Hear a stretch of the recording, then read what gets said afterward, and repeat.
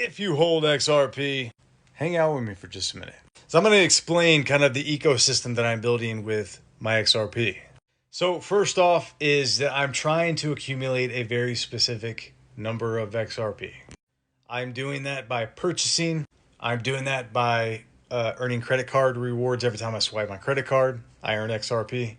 I'm doing that by earning passive yield on some of my XRP that I have staked. So I'm getting XRP in multiple ways in order to get to a specific goal.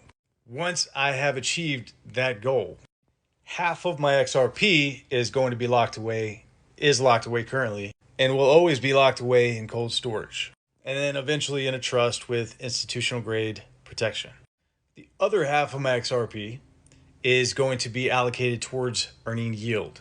Now, this might change in the future, but the current platform that I'm using is Nexo, which the very base yield that you'll earn is 3.15%. And then you can also choose to lock up your XRP in term limits. And this allows you to attain higher percentages of yield. For example, you can do a 3-month term where you cannot access your XRP for 3 months, but you get a higher percentage of yield. It's like 5.15%. Now, both of these are still XRP. So both of my bags will continue to appreciate as XRP grows in value, in use case, in volume.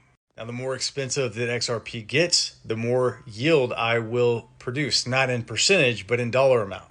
For example, right now I earn about 3.8 XRP tokens per day, which is not a lot. It's like $4 to $5, which is only like $150 a month.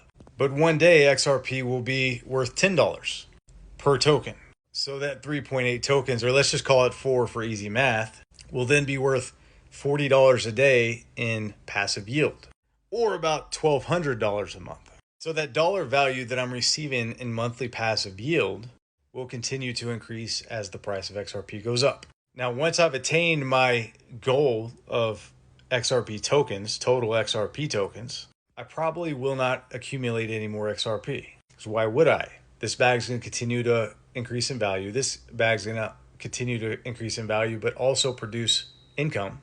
And so that income that this bag is generating for me on a monthly basis, I can then allocate to other investments. This could be real estate. It could be business opportunities. It could be stocks. It could be other crypto.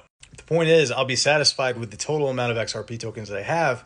So this yield that's coming in every single month passively will be allocated to other investments that will earn additional income.